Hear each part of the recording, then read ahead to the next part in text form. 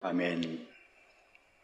사랑하는 성도 여러분, 일단 미국, 캐나다, 멕시코, 과테말라, 온두라스, 엘살바도르, 니카라과, 코스타리카, 파나마, 베네수엘라, 콜롬비아, 에콰도르, 페루, 브라질, 볼리비아, 우루과이, 아르헨티나, 칠레, 일본, 몽골, 중국, 대만, 태국, 베트남, 필리핀, 말레이시아, 인도네시아, 네팔, 인도, 스리랑카, 파키스탄, 카자흐스탄, 이스라엘, 팔레스타인, 이집트, 수단, 에티오피아, 케냐, 우간다, 르완다, 부룬디, 탄자니아, 콩고, 가봉, 앙골라, 보츠와나, 스와질랜드, 남아프리카 공화국, 부르키나파소, 나이베리아, 코트디부아르, 가나, 나이지리아, 영국, 아일랜드, 프랑스, 벨기에, 네덜란드, 독일, 이탈리아, 그리스, 러시아, 스웨덴, 에스토니아, 벨로루시, 우크라이나, 다케스탄 등 전 세계 및 전국의 9천여 개 지교의 성도 여러분, 지성전 성도 여러분, 전 세계 인터넷을 통해 예배 드리는 모든 성도 여러분, GCN 시청자 여러분, 그리고 만민TV 시청자 여러분, 창세기 강의 6번째 시간입니다. 지난 시간에는 신과 영의 차이에 대해 말씀을 드렸습니다. 먼저 신은 형상에 중점을 둘 때 붙인다 했고, 영은 마음에 중점을 둘 때 붙인다 했죠. 이걸 아시고 구약 신약 성경 읽어보시면 이해가 잘 되어지게 됩니다. 우리나라 성경 개역 한글판에는 이런 영적인 의미대로 잘 구분이 되어 기록되어 있습니다. 우리나라의 성경 번역은요, 대체로 정확하게 번역이 되었어요. 너무 감사해요. 그래서 이것도 얼마나 감사한지 몰라요. 그래도 정확하게, 그래도 번역이 100% 정확하다고는 볼 수 없겠지만 그래도 정확하게 번역이 된 거예요. 그래서 신과 영이 이렇게 또 성신, 성령이 완전히 구분이 되어 있어요. 그런데 영어를 비롯한 외국어 성경 중에는 이런 영적인 의미들이 명확하게 구분되지 않는 경우도 있다고 합니다. 중국도 그렇고 명확하게 구분된 나라들도 또 성경도 있고, 구분되지 않고 그냥 하나로 성신이든 성령이든 하나로 통일돼서 기록한 것도 있다고 그래요. 그러면 이런 현상 왜 벌어지냐? 번역자들이 성신, 성령 보니까 하나인 것 같아요. 통일해서 하나로 그냥 기록하자. 이렇게 돼버리면 그렇게 번역이 돼 나오는 거죠. 그래서 이러한 것을 여러분들이 잘 이해하셔야 되고, 또 해외에 있는 분들, 우리 성경은 그냥 영어로만 돼 있는데, 아니면 우리 성경은 다 신으로만 돼 있는데 하시면 그러한 것을 이해하시면 되겠습니다. 예를 들어 성경에 보면 우리 이제 주님이, 예수님이 어머니를 어머니라 부른 적이 없고 여인이여라고 부른 장면들이 쭉 나오죠. 물론 포도주를 만들 때라든가 또 십자가상에서 이제 할 때도 여인이여라고 이렇게 여인이여 나오지만, 어머니는 제자들 입장에서 기록한 거고, 제자들이 여인이라고 할 수는 없잖아요. 그러니까 이렇게 기록한 거고, 그런데 이것도 성경상 번역에 이거 예수님 어머니인데, 어머니로 알면 어머니인데 왜 여인이 했을까? 뭐가 잘못됐나 보다. 그냥 어머니라고 표기하죠. 어머니라고 표기했다고 봐요. 그럼 그냥 어머니가 되죠. 그러면 성경이 정확하게 해석이 될 수가 없는 거죠. 이해가 되십니까? 네. 그래서 창조주 하나님은 여호와 스스로 계신 분입니다. 그래서 어머니가 있을 수도 없고 육의 아버지가 있을 수도 없는 분이에요. 거기에 본체에서 나온 아들 예수님도 마찬가진 거예요. 또 성령도 마찬가지고. 그러나 이제 그 상황에 따라, 아버지 섭리에 따라서 이렇게 나오는 과정은 다릅니다. 그래서 번역자들이 어떻게 번역하냐에 따라서 이렇게 달라질 수도 있다는 거 아셔야 돼요. 그러나 정확하게 번역을 우리 성경 그래 됐기 때문에 감사한 거예요. 아프리카에 가보면 그냥 어머니라고 하는 데도 있어요. 여인이여가. 이게 어머니인데 왜 여인이었을까 하고 어머니로 그냥 번역을 해버리면 그렇게 돼버리는 거예요. 그런 거를 이해하시고, 해외에 계시는 분들은 들으시면 되겠습니다. 자, 그러나 영적인 의미를 먼저 이해하시면 비록 한국어와 표현이 다르다 해도 말씀이 잘 이해되실 줄로 압니다. 이 두 가지가 구분되지 않은 언어권에서는 비록 신과 영이 같은 단어로 표현됐다 해도 구약에서는 대부분 형상에 중점을 두었고 신약에서는 마음 곧 내면에 중점을 두었음을 기억하시며 말씀을 들으시면 되겠습니다. 오늘은 좀 어렵습니다. 오늘 말씀 어려워요. 잘 경청해 주세요. 성도 여러분, 이제부터는 삼위일체 하나님의 호칭들을 하나씩 자세히 살펴보도록 하겠습니다. 먼저 하나님의 신과 하나님의 영입니다. 하나님은 삼위일체 하나님을 종합적으로 부르는 호칭이라 했지요. 기억하시죠? 그리고 신을 붙이는 것은 형상에 초점을 둔 구약시대의 표현이고 영을 붙이는 것은 마음에 초점을 둔 신약시대의 표현이라 했습니다. 여기까지는 쉬우니까 이해 이제 잘 되시겠죠? 하나님을 마음으로 느끼지 못한다면 하나님과의 관계는 아무래도 형식적인 차원에 머물게 될 것입니다. 비유 들면 한 사람이 어렸을 때 아빠와 헤어졌다고 합시다. 그런데 20년 세월이 흐른 후 다시 아빠를 만나게 됐습니다. 그러면 이 사람에게는 아빠라는 존재가 어떻게 와 닿을까요? 형식적인 관계로서의 아빠로만 느껴지기 쉬울 것입니다. 자신에게 아빠의 보살핌이 필요하던 시기에 아빠가 곁에 없었기에 아빠의 마음도 아빠의 사랑도 잘 모르지요. 그저 저분은 나를 낳아주신 분이라는 형식적인 존재로만 인식하는 것입니다. 반면 어려서부터 항상 아빠의 사랑과 보살핌 속에서 성장한 사람이 있습니다. 이러한 사람에게 아빠는 자기를 낳아주신 분 그 이상의 존재이지요. 아빠 하면 아빠가 자신에게 보여준 사랑과 헌신이 함께 떠오르며 아빠의 마음이 느껴지는 것입니다. 이처럼 아빠라고 하는 한 존재라도 각각 마음에 와 닿는 정도와 사랑의 느낌이 다를 수 있는 것입니다.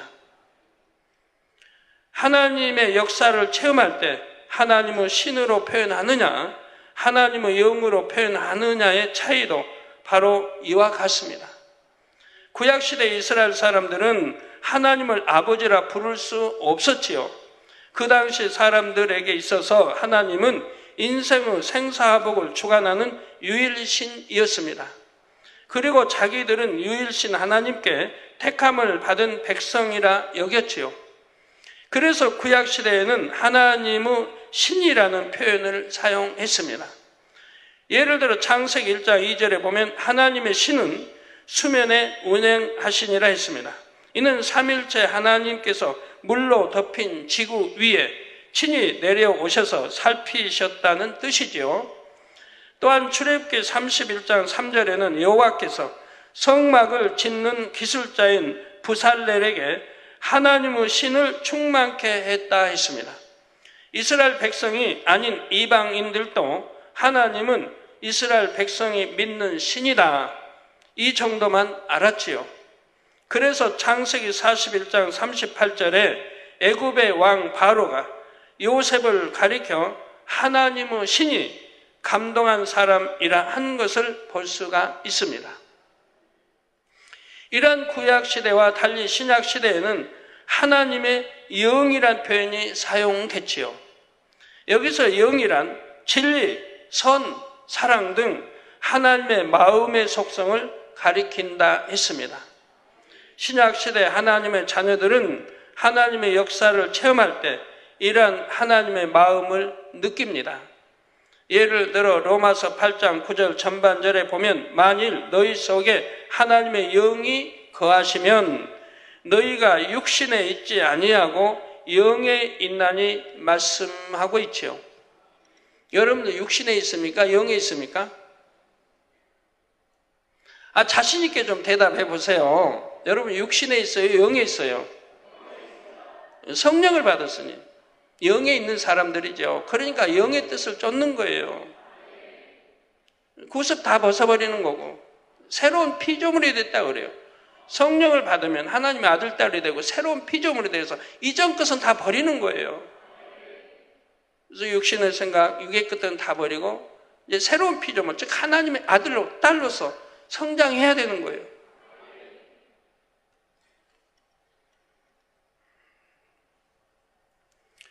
여기서 하나님의 영이 그 안에 거하신다는 것은 쉽게 말해 하나님의 마음이 그 안에 임해 있다는 뜻입니다. 곧 하나님의 속성인 진리, 선, 사랑이 그 사람의 마음에도 임해 있다는 뜻이죠. 따라서 이런 사람은 육신에 있지 않고 영에 있다고 하는 것입니다. 물론 신약시대의 사람들의 마음 안에 오신 분은 삼위일체 하나님 중에서 성령님의 분체인 성령이십니다. 그런데 굳이 하나님의 영이라 표현한 이유는 단지 신적인 존재가 우리에게 임했다는 것만 말하고자 하는 것이 아니기 때문입니다. 우리가 성령을 받아 하나님의 자녀가 될 수 있게 하신 하나님의 사랑도 느끼게 하기 위함이지요. 따라서 로마서 8장 14절에도 무릇 하나님의 영으로 인도함을 받는 그들은, 성령의 인도함을 받는 그들은 곧 하나님의 아들이라 했습니다. 여러분, 성령으로 인도함을 받는 여러분들은 하나님의 아들. 다른 애 없나요? 이 아들 안에 다 포함되는 거예요. 그냥 성경에 아들 그러면 딸도 포함되는 거예요. 하나님의 아들, 딸 하지 않아도 아들 그러면 딸도 포함되는 겁니다. 신약시대에 믿는 사람들 안에 계시며 진리로 인도하시는 분은 물론 성령입니다. 그런데 성령으로 인도받는다 하지 않고 하나님의 영으로 인도받는다 표현한 이유도 마찬가지입니다. 한 사람 한 사람이 하나님의 자녀가 되기까지 크신 사랑을 베풀어 주신 하나님의 마음을 나타내 주시는 것입니다. 또한 하나님의 마음을 닮아 나가는 사람이 진정 하나님의 아들이 될 수 있다는 의미까지 이 말씀에 담아 놓은 것입니다. 또한 한 사람이 하나님의 자녀가 되기까지는 삼위일체 하나님께서 함께 역사하시지요. 모든 것을 주관하시는 분은 아버지 하나님이시며 예수 그리스도를 믿음으로 죄 사함을 받고 성령을 받아야 죽었던 영이 살아납니다. 이처럼 어느 한 분의 역사로만이 아니라 삼위일체 하나님의 종합적인 역사로 인해 하나님의 자녀가 나올 수가 있습니다. 그래서 하나님의 영이라는 표현이 사용됐지요. 성경에 하나님의 영이 나올 때는 지금 말씀드린 내용을 기억하시면 그 구절이 잘 이해가 되실 것입니다. 여러분 시간 어렵더라도 잘 들으시고 또 들으시고 그때 그 주에 이해를 해 나가셔야 돼요. 그럼 다음 주간은 또 반복 설명이 되어지는 것도 있고 해서 좀 쉬워지고 또 쉬워지고 그래서 이제 그 다음에는 이해가 다 되시면서 들을 수가 있는 거예요.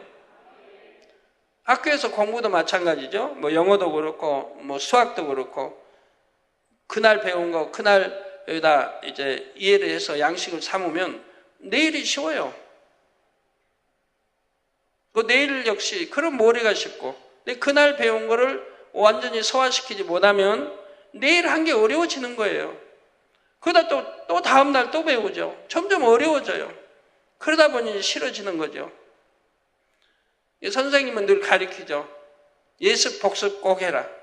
오늘 배운 거 가서 또 복습을 하고 그래서 그날 이해를 하라고 선생님은 가르치는데 학생 편에서 게을러서 순종을 못하는 거죠.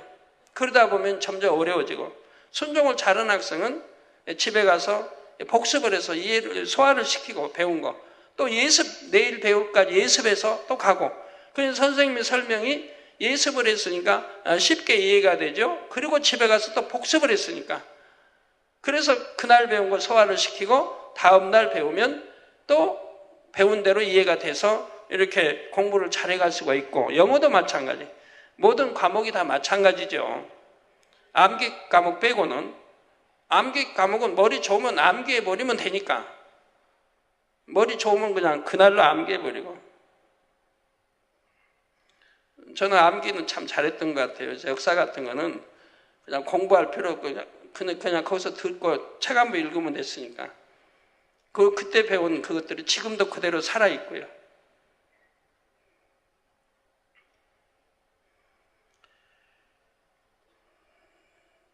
성도 여러분, 다음으로 성부 하나님의 호칭인 여호와의 신에 대해 살펴보겠습니다.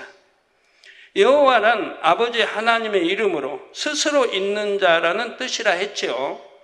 여호와의 신은 아버지 하나님께서 분리해 내신 분체를 가리키는 호칭 중에 하나입니다. 아버지 하나님께서는 구약시대에 친히 주체가 되어 많은 일을 이루셨습니다. 사사들이나 선지자들과 분체로서 함께 하시며 그들의 마음을 감동시키시고 능력과 지혜도 주셨지요. 예를 들어 사사기 3장 10절에 보면 여호와의 신이 사사 온니엘에게 임하심으로 그가 전쟁에서 이긴 기록이 나옵니다. 사사기 14장 6절에는 삼손이 여호와의 신에게 크게 감동되어 손에 아무것도 없어도 그 사자를 염소 새끼를 찢음같이 찢었다 했습니다. 사무엘상 16장 13절에는 사무엘 선지자가 다윗에게 기름을 붓자 이날 이후로 다윗이 여호와의 신에게 크게 감동되니라 했지요. 이 밖에도 구약 곳곳에 여호와의 신이 임재한 기록이 나옵니다.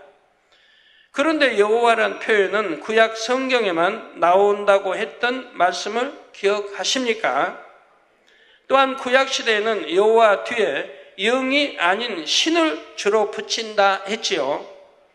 따라서 여호와의 신이란 표현만 가능하고 여호와의 영이란 표현은 나올 수가 없습니다. 그런데 여호와의 영이란 표현이 구약 열왕기상 22장 24절과 역대하 18장 23절에 나옵니다. 이게 여호와의 신만 나오고 여호와의 영이 나올 수가 없는데 지금 나오고 있는 거예요. 두 구절은 모두 거짓 선지자 시드기야가 한 말을 동일하게 기록한 것입니다. 당시 북이스라엘은 남유다와 연합하여 아람과 전쟁을 하려 했지요. 이에 시드기야는 여호와의 이름을 빙자하여 전쟁의 승리를 장담합니다. 그러나 하나님의 참된 선지자 미가야는 시드기야의 예언이 거짓임을 밝힙니다. 거짓말하는 영이 거짓 선지자들에게 역사하고 있다 했지요. 이에 시드기야가 미가야의 뺨까지 치면서 여호와의 영이 나를 떠나 어디로 말미암아 가서 내게 말씀하더냐 했던 것입니다. 그러니까 여기는 참 하나님의 선지자도 아니고 예언자도 아니라 이 말이에요. 그러니까 입술에 나온 말이 이렇게 엉터리로 나오는 거예요.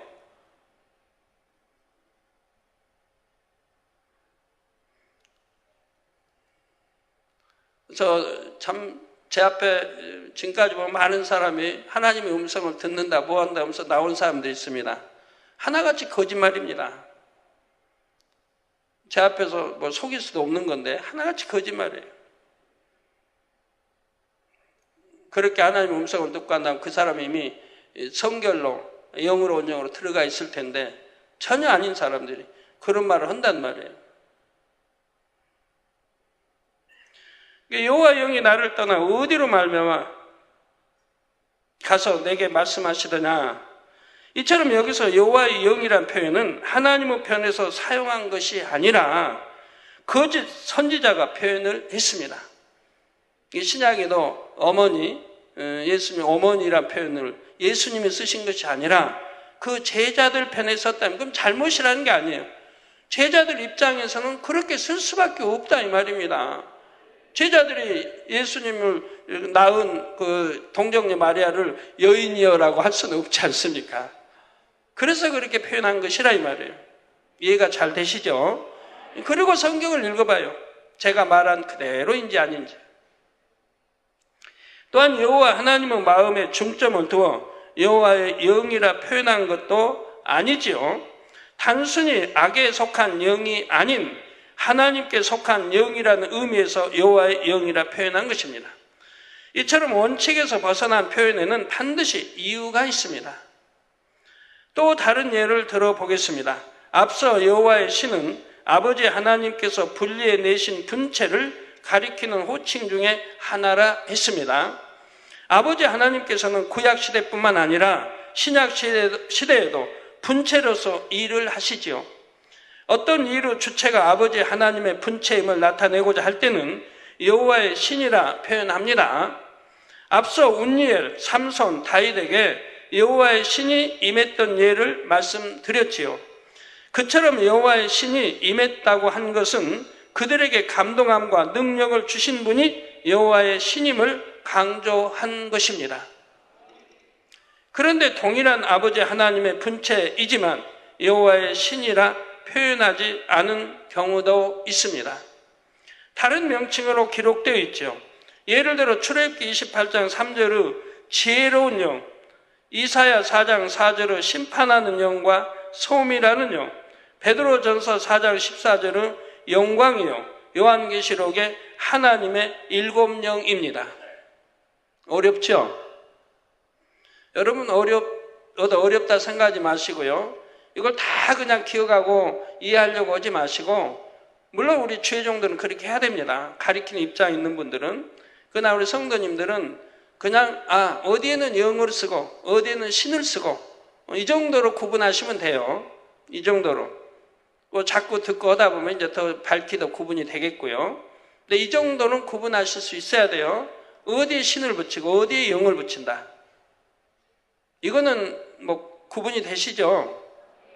우리 주의종님들이나 일꾼 주의종님들은 완전히 구분 지어서 할 수 있을 때, 그래야 성도들이 이렇게 질문해 올 때 답변을 할 수가 있지요. 이 5가지는 모두 아버지 하나님의 분체를 가리키는 표현이지요. 이때는 그 이유로 주체가 아버지 하나님이심을 강조한 것이 아니라 그 일을 이루신 아버지 하나님의 속성을 강조한 것입니다. 지혜, 공의, 영광 등 아버지 하나님의 속성을 강조한 것이지요. 이럴 때는 구약 성경에서도 신이 아닌 영을 붙인 것입니다. 비유를 들면 어떤 부분에 주안점을 두느냐에 따라 한 사람에 대한 호칭도 다양합니다. 그 사람의 정체성을 나타내는 이름이나 직함이 있는가 하면 성품이나 업적을 기리는 표현도 있지요. 모세 선지자를 예로 들면 모세는 이스라엘을 출애굽시킨 지도자입니다. 그래서 이스라엘의 출애굽 영도자라고 하면 우리는 누구를 가리키는지 알 수가 있지요. 그런데 모세에 대해 아버지 하나님께서는 온 집에 충성한 사람, 온유함이 가장 승한 사람이라 했습니다. 이 성경에 온 집에 충성한 사람 오면 모세라고 하지 아니해도 모세인 줄 압니다. 온유함이 가장 승한 사람 하면 그것도 모세인 줄 압니다. 이 정도는 알고 계시죠? 그러니까 모세는 하나님과 대면하여 말씀할 수 있었고 하나님의 옷자락, 뒷모습을 볼 수가 있었던 거예요. 오늘날도 마찬가지인 겁니다. 왜 구약에 모세만 그러라고 성경이 돼 있나요? 모세와 같이 온 집에 충성하고 모세와 같이 온유함이 승하면 하나님과 밝게 교통할 수도 있겠고 또한 모습도 볼 수 있는 거지, 구약에 모세에게만 하나님 말씀이다라고 성경이 어디 기록되어 있나요? 아니지 않습니까? 왜 모세는 하나님과 함께 하셨고 음성을 친히 듣고 왜 대면하여 말할 수 있었고 하나님의 뒷모습까지 볼 수 있었는가? 그 이유가 나와 있다 이 말입니다. 온 집에 충성한 자고 온유함이 가장 승한 자고, 오늘날도 그러면 하나님 음성도 들을 수 있고 대면하여 말씀할 수도 있는 거지, 그걸 이단이다 잘못됐다면 도대체 말이 됩니까? 성경에 모세하고만 그랬다, 이후로는 그런 사람이 하나 없다고 기록했다면 그렇다고 하지 마. 모세 이후로도 하나님과 교통을 이룬 사람들이 성경 구약에 많이 나오지 않습니까? 자, 이때는 모세의 내면, 곧 충성됨과 온유함을 강조해서 표현한 것입니다. 이처럼 삼위일체 하나님도 각각의 고유한 명칭이 있는가 하면 속성과 역할을 강조한 명칭도 있지요. 여호와의 신, 주의 신, 주의 영, 성신, 성령은 삼위일체 하나님의 고유한 명칭들입니다. 그런데 각각 분체로 역사하실 때의 역할이나 그때 부각되는 하나님의 속성에 따라서 다르게 표현되지요. 지금부터는 아버지 하나님의 속성을 강조한 명칭들을 하나씩 살펴보겠습니다. 먼저 출애굽기 28장 3절의 지혜로운 영입니다.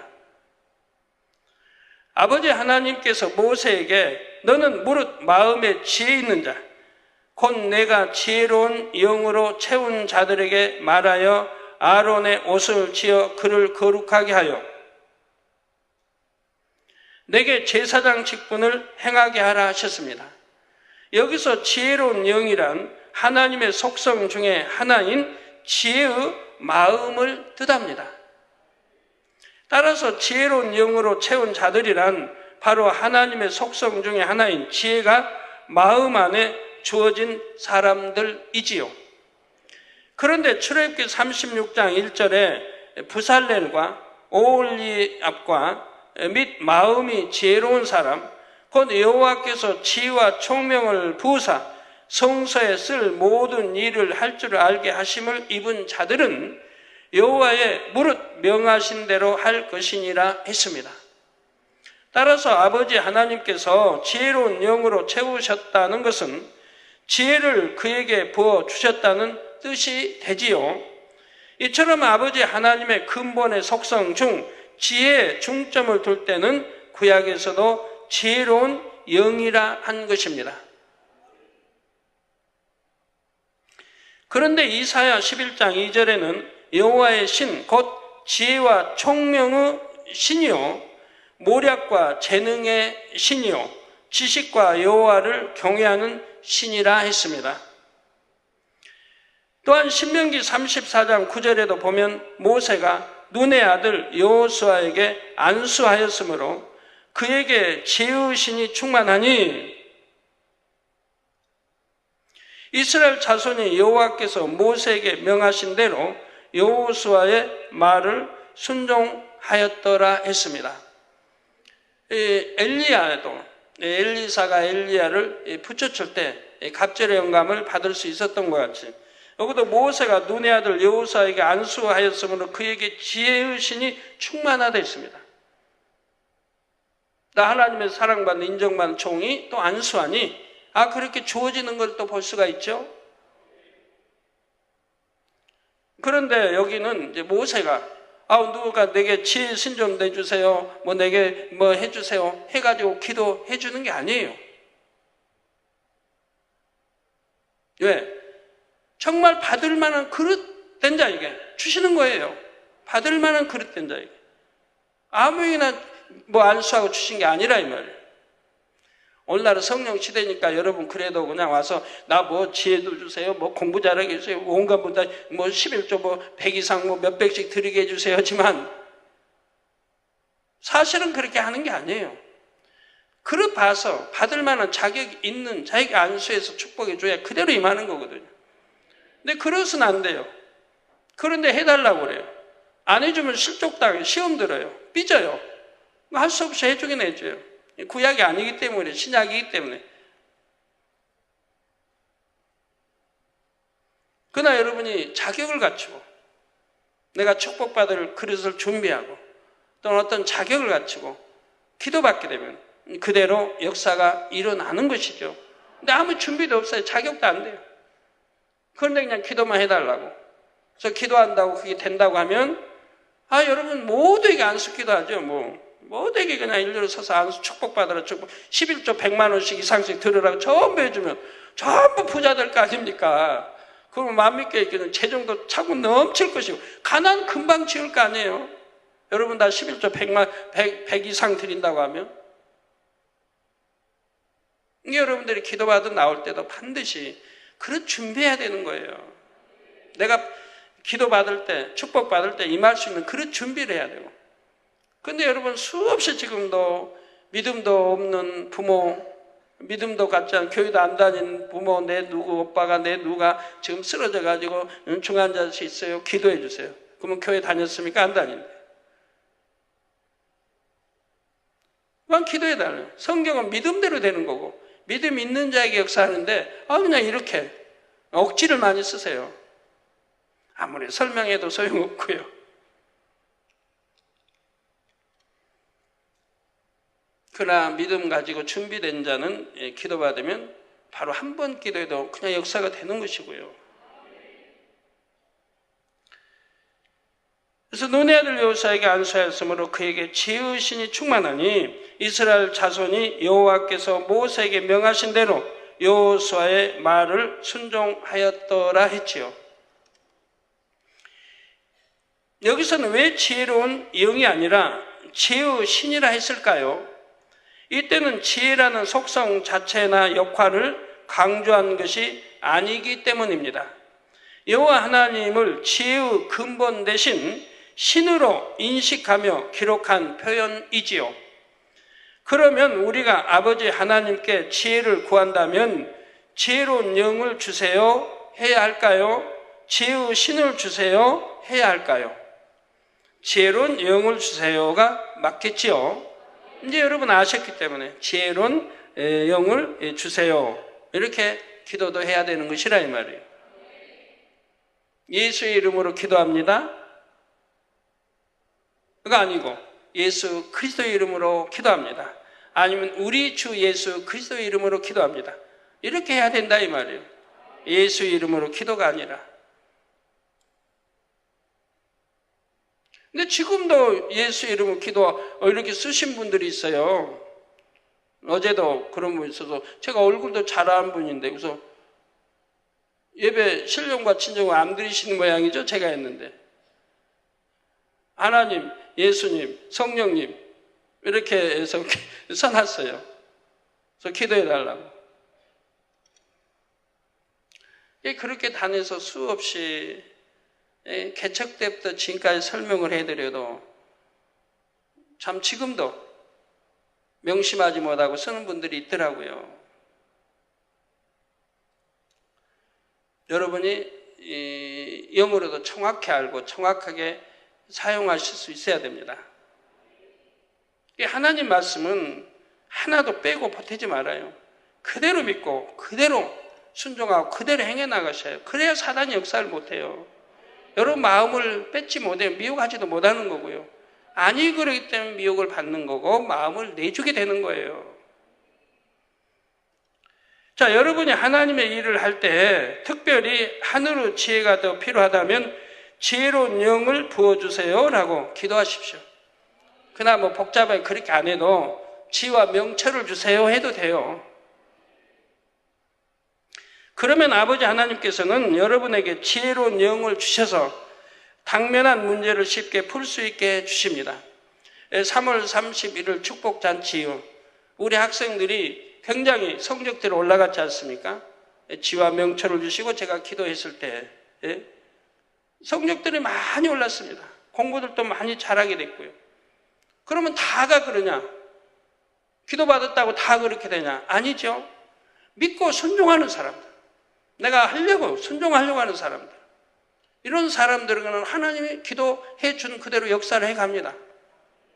그러나 여전히 순종하지 않는 사람들, 행하지 않는 사람들, 하려고 하지 않는 사람들에게는 할 수 없는 거지요.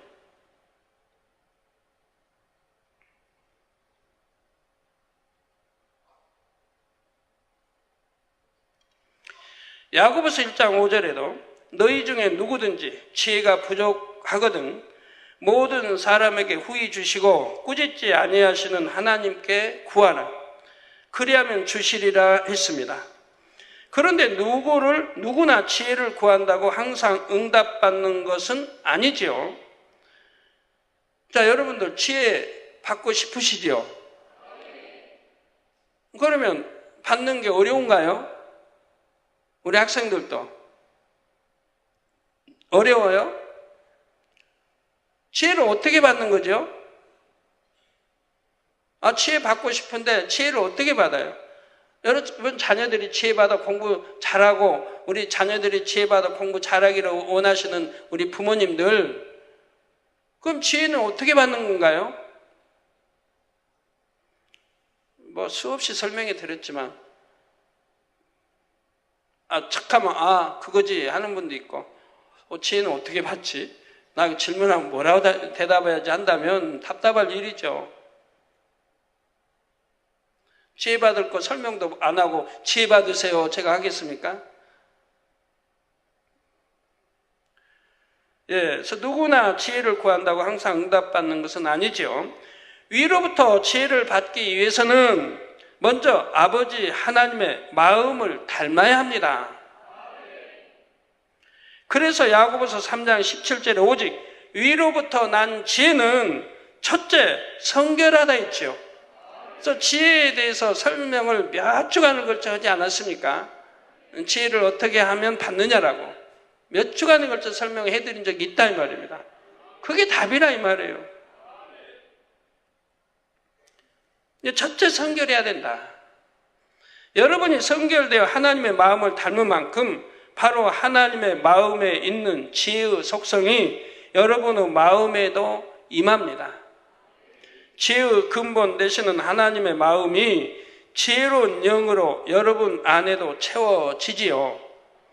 이처럼 위로부터 임하는 지혜는 세상의 지혜와는 다릅니다. 여러분 세상에서 난 지혜 있다 한 분들은 성경에 뭐라고 했어요? 고린도전서에 다 나와 있잖아요. 나는 지혜 없는 자가 되라 했어요. 지혜 없는 자가 되라. 난 세상에 지혜롭다고 생각하시는 분들, 내가 지혜 없는 자가 돼야 된다 이 말이에요. 왜? 세상 지혜는 아무 쓸모가 없으니까. 그건 지혜 없는 자가 되라요. 그리고 하늘로부터 하나님 주신 지혜를 받아야 그게 참 지혜라 이 말입니다. 세상을 지배하고 다스릴 수 있는 지혜인 거예요. 원수마귀를 지배하고 다스릴 수 있는 지혜가 오는 거예요.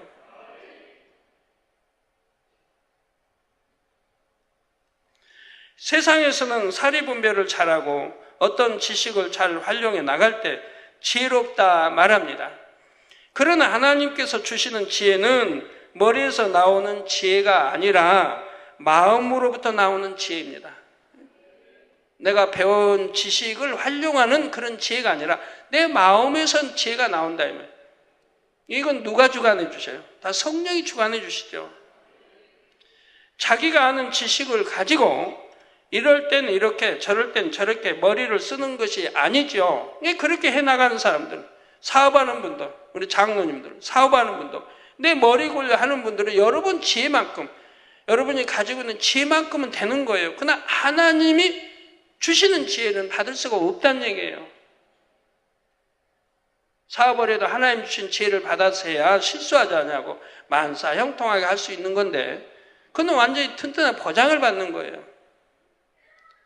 근데 이 머리를 굴려서 여러분이 세상 지혜로 했던 것은 불통도 따르고 처음에 형통함 같으나 결과는 불통이 되기도 하고 원수마귀 사단의 역사를 받기도 하고 정도에서 아무래도 떠나게 되고, 예? 세상의 지혜는 정도에서 아무래도 떠나게 되는 거예요. 왜? 정도로 걸으면 안 되니까 정도에서 떠나야 된다고 생각하니까 떠나지는 게 참 많이 있는 거예요. 그래서 이제 사단의 사주를 받고 올무에 걸려드는 일이 얼마나 많이 있습니까? 그러나 하나님이 주신 지혜는 사단의 올무 받지도 않고 걸릴 이유도 없는 거예요. 어떤 때로는 시험이 와서 내가 지금 굉장히 공경에 처해 있다고 해도 다 피할 길이 있는 것이고 하나님이 함께해서 나중에는 결과는 열매로, 승리로, 축복으로 오는 걸 반드시 보게 되는 거죠. 현재를 보는 게 아니라 지나면 축복으로 오는 걸 봐요. 자, 어떤 상황에 처하든지 어떤 일을 만나든지 가장 선하고 아름다운 방법론이 마음에서 자연스럽게 주관되는 지혜입니다. 우리 주회종님들, 지교회도 없고 주회종님들이 이렇게 하나님이 주신 지혜를 받아서 교회를 해나간다고 하면 정말 부흥하지 않을 교회 없다니까요.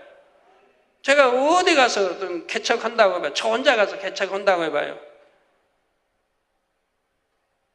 27년대 그냥 신학생 때도 개척해서 금방 부흥했는데 지금 제가 어디 가서 개척한다고 해봐요. 순식간에 부흥하죠. 뭐 얼마 걸릴 거 하나도 없어요. 몇 달이면 큰 게 잃어버리죠.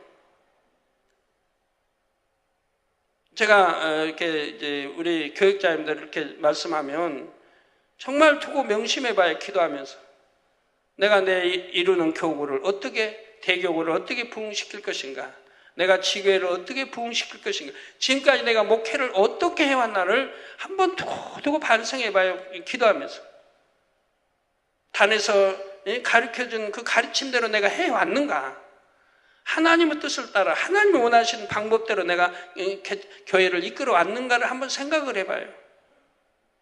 저는 오직 성령이 주관하셔서 하나님이 원하신 방법대로 개척했고 오늘날까지 이루어왔어요. 그러니까 불통이라는 게 없어요. 불통이라는 게 만사형통하게만 인도하였지.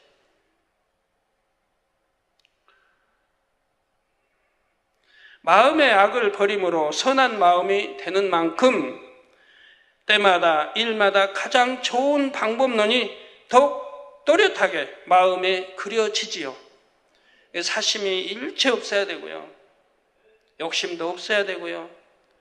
세상 거 사랑하는 마음도 철저히 끊어 없애야 되고요. 오직 주님만, 하나님만 첫째로 사랑하라는 그 사랑이 내 마음 안에 있다면 하나님 말씀한 대로 뜨겁게 부르짖어 기도할 것이고, 어찌하면 더 성결 영으로 온영으로 나오려고 할 것이고, 영혼 사랑함도 승할 것이고,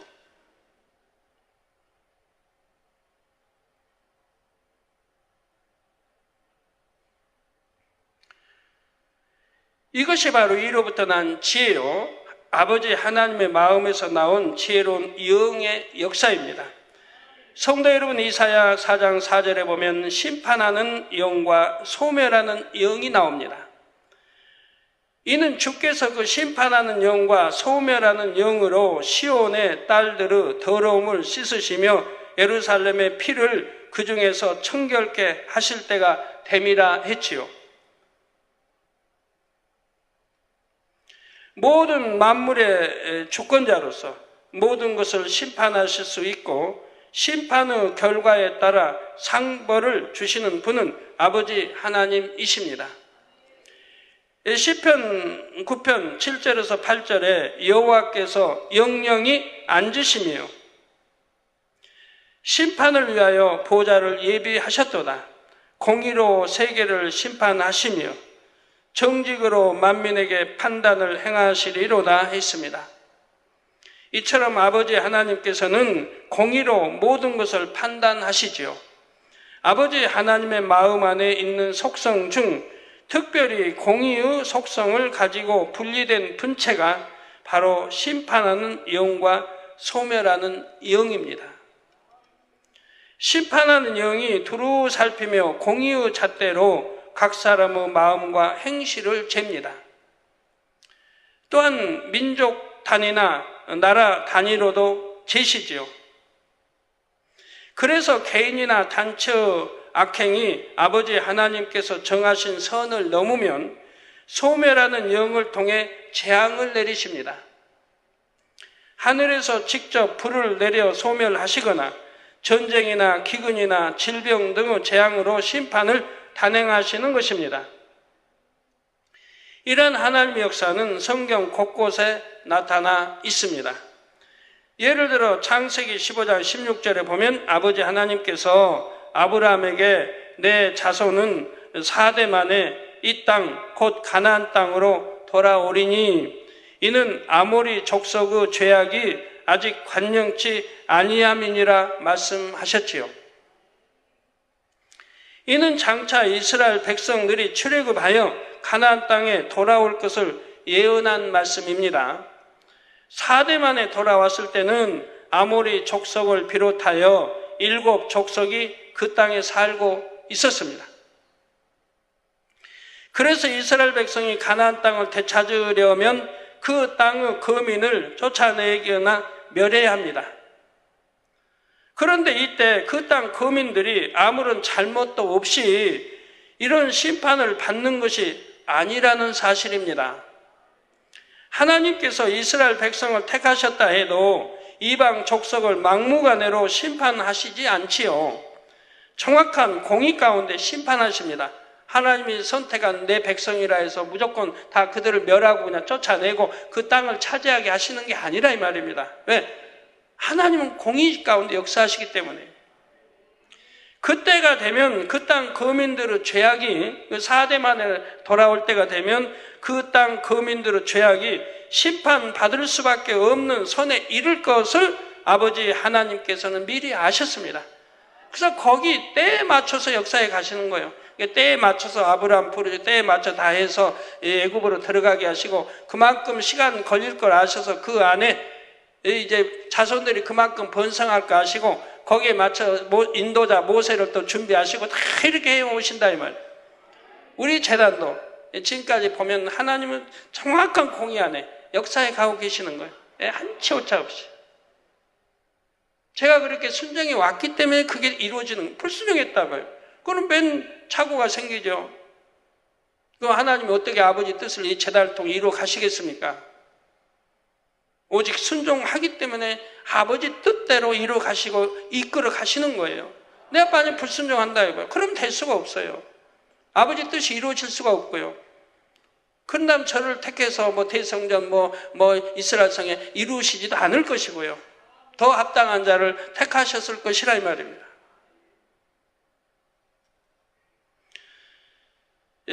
그리고 그때가 되자 이스라엘 백성을 심판의 도구로 삼으셨지요. 한편 이스라엘 백성에게는 가나안 땅을 주심으로 아브라함에게 하신 약속을 이루신 것입니다. 또 약속까지 이루신데 그 약속 성취가 바로 때에 맞춰, 이때가 때이기 때문에 역사하신 것이라 이 말이에요. 때가 아니면 역사할 수가 없다 이 말이에요. 왜? 하나님이 공의를 어길 수가 없기 때문에요. 모세는 이러한 하나님의 뜻과 섭리를 밝히 알고 있었습니다. 그래서 가나안 땅을 눈앞에 두고 이스라엘 백성들에게 이를 전했지요. 신명기 9장 4절에서 5절에 내 하나님 여호와께서 그들을 내 앞에서 쫓아내신 후에 내가 심중에 이르기를 나의 의로움을 인하여 여호와께서 나를 이 땅으로 인도하여 들이사 그것을 얻게 하셨다 하지 말라. 실상은 이 민족들이 악함을 인하여 여호와께서 그들을 내 앞에서 쫓아내심이니라. 너희가 선하고 의롭고 뭐해서 너희에게 주는 게 아니라 이 말입니다. 그들이 악하기 때문에 그들을 내 앞에서 쫓아내신 것이라고 말씀합니다. 내가 가서 그 땅을 얻으면 너의 의로움을 인함도 아니며 내 마음이 정직함을 인함도 아니요 이 민족들의 악함을 인하여 내 하나님 여호와께서 그들을 내 앞에서 쫓아내심이라. 여호와께서 이같이 하심은 내 열조 아브람과 이삭과 야곱에게 하신 맹세를 이루려 하심이니라 했습니다. 그러면 아버지 하나님께서는 오직 공의로만 심판하시는 분일까요? 요나서를 보면 공의를 뛰어넘는 아버지 하나님의 사랑을 느낄 수가 있습니다. 요나 1장 2절에 너는 일어나 저 큰 성읍 니느웨로 가서 그것을 쳐서 외치라. 그 악독이 내 앞에 상달하였음이니라 하셨지요. 그 악독이 니느웨로 가서 그것을 쳐서 외치라. 그 악독이 내 앞에, 즉 하나님 앞에 상달하였다 이 말입니다. 자, 여기서도 니느웨 성의 악독이 하나님 앞에 상달됐기 때문에 멸망의 심판이 선포되고 있습니다. 여러분도 예를 들어 재앙을 만난다. 하나님이 더 이상 봐줄 수 없는 상황에 이르렀을 때는 할 수 없는 거예요. 재앙이 임하죠. 그거는 극단까지 이르는 거예요. 하나님은 어찌하든 여러분들 지키시고 어찌하든 구원에 이르게 하시고 어찌하든 죄악을 버리고 구원에 이르도록 항상 역사하세요. 단에서 늘 말씀으로 선포가 되고요. 그러나 그런 것을 무시해서 계속 죄를 범했기에 결국 재앙이 임할 수밖에 없는 이런 자리에 놓이게 된다 이 말입니다. 재앙이 임하기 전에 하나님은 누누이 단에서 말씀으로 깨우쳐 주셨다 이 말입니다. 그것도 듣지 않은 거라 이 말이에요. 듣지 않은 것은 하나님을 멸시한 것이라 이 말이에요.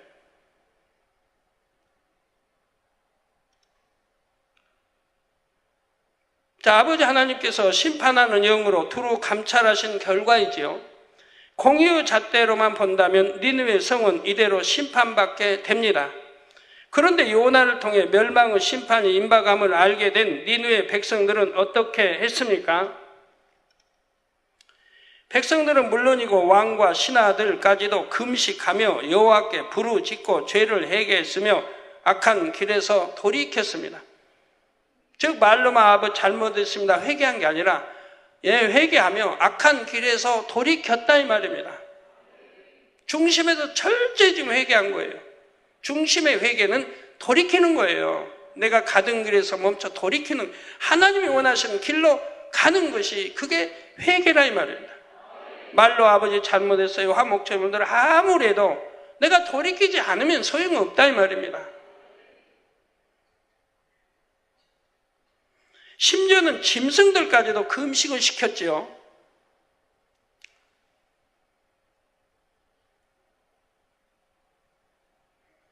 이에 요나 3장 10절에 하나님이 그들을 행한 것, 곧 그 악한 길에서 돌이켜 떠난 것을 감찰하시고, 악한 길에서 돌이켜 악한 길에서 떠났다 이 말입니다. 이걸 감찰하시고 뜻을 돌이키사 그들에게 내리리라 말씀하신 재앙을 내리지 아니하시니라 하셨습니다. 아무리 내가 악한 죄를 지었더라도 중심에 돌이켜서 내가 돌이켜 이제 선한 길로 행한다고 하면 우리 하나님은 공의를 뛰어넘는 사랑으로 용서를 해 주신다 이 말입니다. 그래서 이렇게 용서받지 못할 니느웨 백성들도 뜻을 돌이키사 그들에게서 내리라는 말씀하신 재앙을 내리지 아니하셨다고 말씀하고 있다 이 말입니다. 우리 아버지 하나님께서는 바로 이처럼 공의를 뛰어넘는 사랑을 나타내십니다. 혹여 환난이나 재앙을 만난 성도님이 계십니까? 더 이상 어려움을 겪지 않기 원한다면 니느웨 백성들처럼 하나님 앞에서 철저히 낮아지시기를 바랍니다. 죄인의 길로 잘못 갔다 해도 신속히 돌이켜서 의인의 길로 들어서시기를 바랍니다. 그 모든 것을 감찰하시는 아버지 하나님께서 이제 됐다, 더 이상 징계할 이유가 없다고 판단하실 수 있도록 해야 하지요. 반면 나는 범죄해도 아무런 징계가 없다 하는 사람이 있습니까? 그것은 결코 좋은 일이 아닙니다. 이미 하나님의 자녀가 아닐 수도 있기 때문입니다. 히브리서 12장 8절에도 징계는 다 받는 것이거늘 너희에게 없으면 사생자요 참 아들이 아니니라 말씀하셨지요.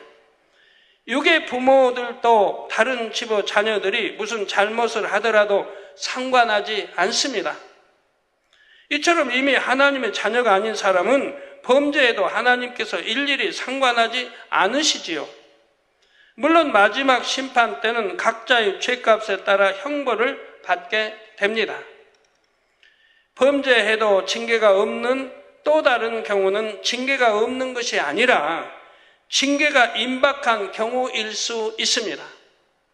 오래 참으시는 아버지 하나님의 사랑으로 징계가 원래 시점보다 늦춰졌을 뿐이지요.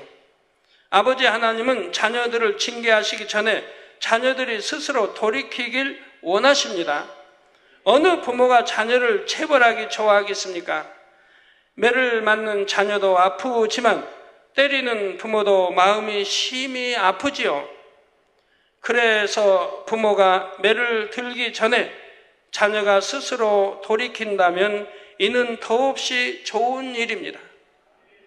그러나 자녀가 스스로 뉘우칠 기미가 안 보이면 부모는 매를 들 수밖에 없습니다.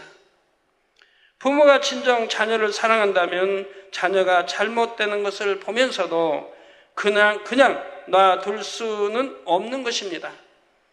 나는 범죄에도 징계가 없어요 하는 분들은 징계가 임하기 전에 스스로 돌이켜다오 하시는 아버지 하나님의 마음을 느끼시기 바랍니다.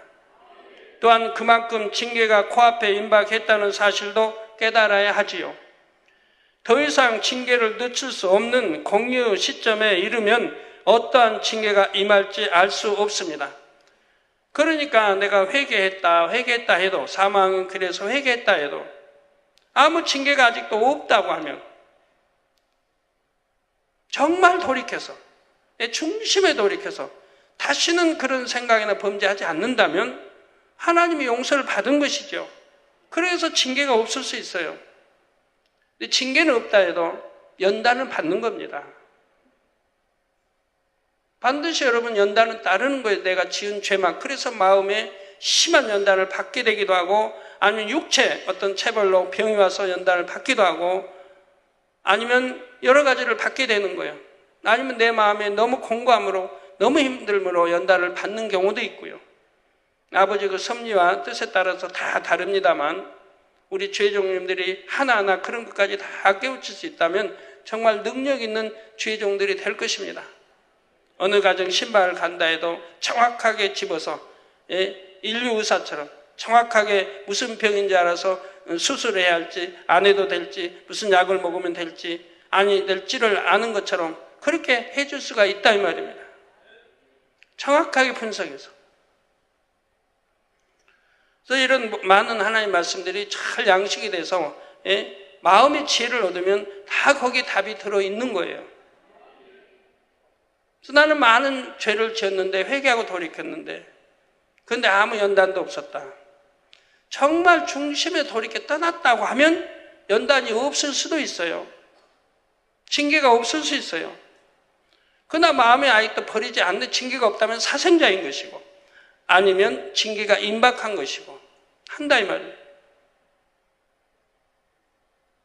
어떤 죄든 연단은 따르는 것입니다. 아까 어떤 남자 집사님도 와서 그런 간증하더라고요. 하나님 축복이 쭉 임했다가 범죄함으로 그 축복이 막혀버려서, 그래서 저에게 와서 회개를 했는데, 회개하고 내게 기도받을 때 6개월이면 회복이 되겠다라고 마음이 왔대요. 근데 정확하게 6개월이 됐어요. 이제 하나님 축복의 문을 여신다는 거예요. 이렇게 회개를 하고 돌이켰다 해도 연단의 기간이 있다 이 말이에요. 그 죄에 대한 연단의 기간을 받았다 이 말이에요. 근데 그 아들은 6개월이로 마음이 왔다 하면 제가 축복 기도할 때, 근데 6개월이 지나니까 이제 축복의 문이 열려서 아버지 다시 이렇게 누가 그냥 전혀 가만히 있었는데도 계약하자 오고, 뭐 수천만 원의 계약, 뭐 이렇게 이제 축복의 문이 열린다고 와서 간증을 하십니다. 여러분, 장로님도 다 마찬가지입니다. 분명히 축복의 축복을 받아야 되는데 축복이 임하지 않는 경우, 내가 육체의 일을 행했든가 할 때 이것에 대한 연단을 받는 거예요. 철저히 돌이켰을 때 말이에요. 연단을 어느 기간, 하나님 정해놓으신 기간을 받고 그게 끝나야 축복의 문이 열리는 것이죠. 여러분, 축복받으려면 정말 뭐 잘못했다면 그 죄에 따라서 통해 잡아가고 정말 돌이켜서 기도하실 때 하나님이 연단 가하시고, 그 연단의 때가 마치면 이제 축복도 주신다는 거 아시기 바라요. 그러니까 아예 죄를 짓지 말아요. 그냥 세우삼 향해서 곧장 가요. 바로 가다가 중지하고 연단을 받고 뒤돌아 그만큼 가는 거에서 지연을 받고 해야 됩니까? 그렇게 가다 보면 가도 세우삼 못 갈 텐데 그렇게 힘들어서 가겠습니까? 힘들지 않고 촉촉 가도 그래야 가는 거지.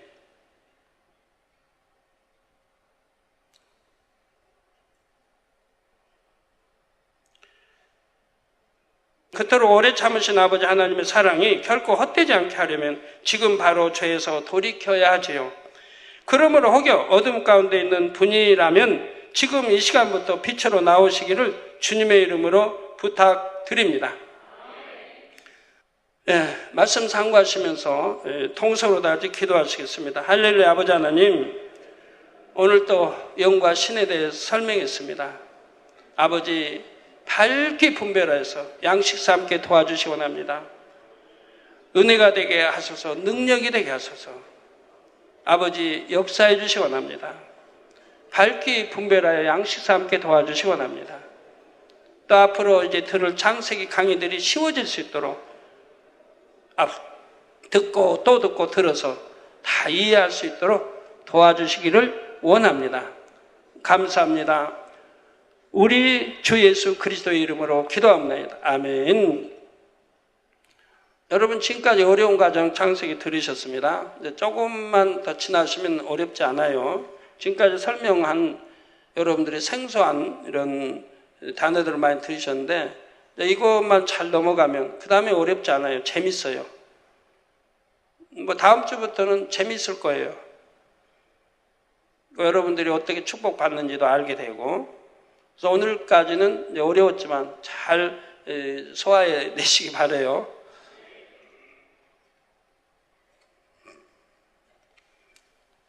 원래는 자세히 하려고 하면 한 35가지 영과 신에 대해서 낱낱이 설명을 자세히 해드려야 되는데 그러다 보면 너무 복잡하게 되니까 간략하게 지금 짚고 넘어가는 겁니다. 그리고 감사한 것은 이렇게 참 이런 어려운 영의 세계 어려운 이런 것들을 우리가 밝게 알아야 돼요. 영의 세계 알려면. 근데 이렇게 어려운 것들을 하나님이 하나하나 설명해 주셔서 이미 25년 전에 설명을 해 주신 거예요. 지금부터 25년 전에. 제3차 주의종 교육 때 이게 개척하고 나서 그 다음에 이동한 대방동의 그 길 옆에 거기 그 교회 있을 때 주의종 교육 3차 교육 때 이 교육을 시켰어요. 이 교육 시켰는데 그 당시 주의종들이 뭐 알아들어요 이 말. 영에 대해서 모를 때니까 설명은 했지만 그걸 기억하는 분이 없죠. 다 잊어먹었죠. 지금 교육한다면 이해가 잘 될 텐데. 근데 아버지는 그렇게 어려운 거를 교육시킨 거예요. 왜? 그렇게 해서 영의 세계에 뚫어 나가야 되니까 그렇게 하신 적이 있어요. 저는 가르치면서도 참 이해는 할까? 나중에 몇 달 있다 물어보니까 누가 이해하긴 누가 이해해요. 그때는 이해한다고 했는데 몇 달 지나서 물어보니까 몰라요. 그래도 아버지는 가르치게 하신 거예요. 그렇게 해서 영의 세계를 하나하나 뚫어가도록 역사하신 것입니다. 환자의 연 기도하겠습니다. 아픈 곳에 손 얹어주시고 연약한 곳에 손 얹어주시고 마음의 소원들 놓고 기도 받으시겠습니다. 할렐루야. 아버지 하나님, 이 시간에 친히 안수해 주옵소서. 또 시공간을 초월하여 역사해 주시기 원합니다. 화상을 통해 예배 드리는 전 교회와 지교회와 지성전회, 인터넷을 통해 예배 드리는 전 세계 하나님의 자녀들이, GCN 시청자들, 만민TV 시청자들이 아버지 또 해외에서 사진과 기도자의 목도 보내왔습니다. 친히 안수해 주시기 원합니다. 이스라엘의 셀로미 목사, 아내 미리암, 아버지 안수해 주시기 원합니다. 미국에 있습니다. 아버지 폐에 안수해 주옵소서. 폐렴아 물러가라. 빛의 마라. 폐렴아 물러가라. 딸에게 폐렴아 물러가라. 성령의 불로 댐받고 깨끗한 말 받아라. 빛이여 이 말아. 아버지 시공간 초월하 이 시간 기도받고 있사오니 성령의 불로 태워 깨끗해 주옵소서. 폐렴 큐나 물러가라. 깨끗함을 입어라. 인도의 한정희 목사 8월 10일 수요일 첸나이 만민교회 손수건 집회, 아버지 환자도 많이 참여하게 하시고 창조의 최상의 권능으로 모두가 치료받아 영광 돌리게 해주시기를 원합니다. 일본의 갓도 이사오 목사 8월 8일 토요일 백부 만민교회 손수건 집회가 있습니다. 아버지 환자도 많이 모이고 또 목사님의 말씀의 권세 능력도 더하셔서 참여한 모든 환자들이 치료받아 영광 돌리게 해주시기 원합니다. 백부 만민교회도 부흥케 하옵소서. 아버지 또 아버지 이웃나라 안성교사 8월 9일 주일 광 지역에서 손수건 집회를 엽니다. 아버지 역사해 주시기 원합니다. 창조의 최상의 권능과 빛돌 역사에서 참여한 이들이 모두 치료받도록 아버지 또 선교사에게 담대함도 주시고 믿음의 믿음도 더해 주시기 원합니다. 감사합니다.